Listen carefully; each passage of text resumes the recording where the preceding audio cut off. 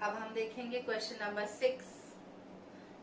Question number 6 ये कहता है कि एक मीनार के आधार से एक सरल रेखा में ए और बी दूरी पर स्थित दो बिंदुओं से मीनार के शिखर के उन्नयन कोण पूरक कोण है, तो सिद्ध कीजिए मीनार की ऊंचाई करनी ए बी होगी। ये प्रश्न है आपका।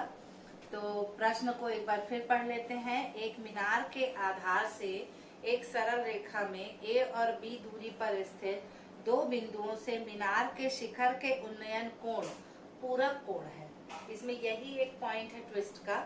तो सिद्ध कीजिए कि मीनार की ऊंचाई करनी ए बी होगी।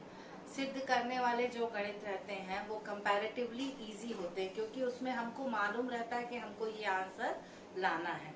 टेक्निक आप कोई भी अडॉप्ट कर सकते हैं, बट आंसर वहां पर आना चाहिए आपका।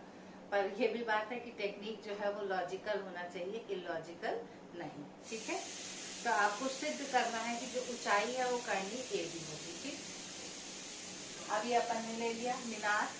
अब ये कोई दो बिंदु हैं आर और एस। आर से मीनार के इसकी दूरी कितनी है ए, और एस से इसकी दूरी कितनी है बी। तो क्यू आर है ए, मतलब यहाँ से ही दूरी लेनी है ना। ऐसा मत ले लेना कि क्यू आर ए है और आर एस बी, नहीं। क्यू से आर की दूरी ए है और क्यू से एस की दूरी बी है। अब ऊंचाई को अपन मान लेते हैं एच, तो पी क्यू बराबर एच। अब फिर वही है, आधार और लंब के बीच का संबंध है, तो अपन किसको लेंगे, टैन को। ठीक है, अब दो त्रिभुज बन रहे हैं। देखो इसमें पी आर क्यू और पी एस क्यू। पहले अपन ले लेंगे पी आर क्यू। कौन सा ले लेंगे अपन, पी आर क्यू।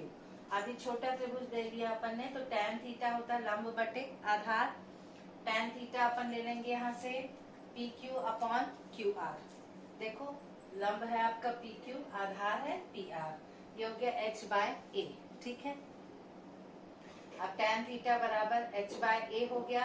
अब H equal to A tan theta, A का पक्षांतर कर दिया। यहाँ तक क्लियर हो गया, कोई दिक्कत? या अपन इसको नहीं भी रखेंगे तो इतना ही छोड़ दीजिए, tan theta equal to H by A. यहाँ तक अपन इसको छोड़ देते हैं। ठीक है,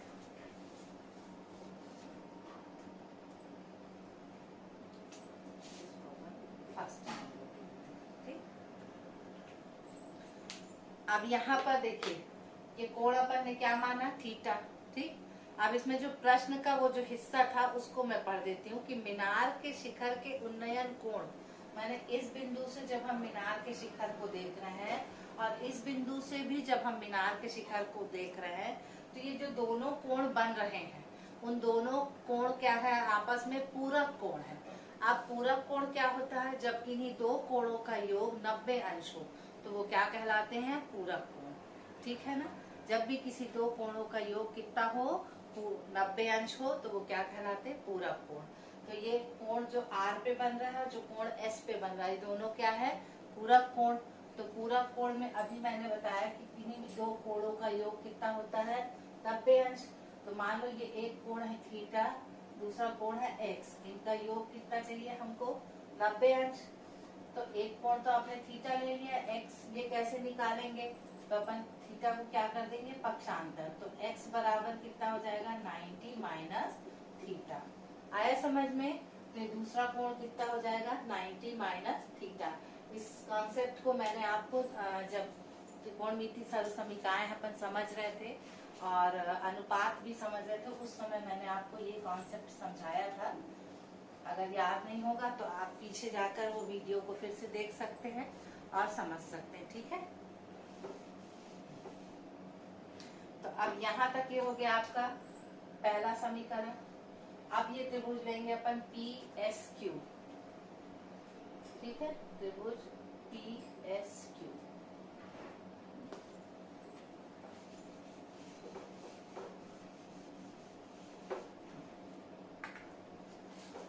पी एस क्यू।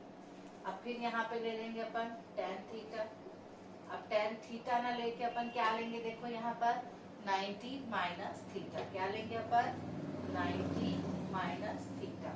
ठीक है, अब लंब क्या है आपका पी क्यू और आधार क्या हो जाएगा, क्यू से एस पूरा आधार रहेगा। ठीक है, छोटा ना होके लंबा, क्योंकि अपन त्रिभुज कौन सा ले रहे हैं, पी एस क्यू। तो अब यहाँ पर आपका लंब हो गया पी क्यू, आधार कितना हो गया क्यू एस। क्लियर हुआ? अब पी क्यू का मान यहाँ पर देखो अपन ने क्या माना है एच, और क्यू एस का मान कितना दिया है प्रश्न के अनुसार बी। तो ये हो गया tan off 90 minus theta equal to H upon B. हो गया? इतने में कोई दिक्कत है? बन जाएगा। अब यहाँ देखो tan 90 माइनस थीटा बराबर क्या होता है cot थीटा। अपन यहाँ पे लिख लेंगे cot थीटा बराबर h अपॉन बी। यहाँ पे रीजन लिख देंगे because tan off 90 minus theta बराबर cot थीटा, ये इसका रीजन हो जाएगा। ठीक, अब tan 90 माइनस थीटा हो गया cot थीटा। ठीक है, अब यहाँ पर देखो h बाय a है tan थीटा, और यहाँ पे cot थीटा है h बाय b। ठीक, अब cot को यदि tan में चेंज करेंगे तो क्या होगा 1 by tan theta equal to h by b हो जाएगा ना। 1 by tan theta equal to क्या हो जाएगा h बाय b। ठीक, अब पक्षांतर कर दें तो tan को इधर और बाकी को इधर लेना है ना, या इधर ले लो। तो b upon tan theta equal to क्या आ गया h। क्लियर हुआ?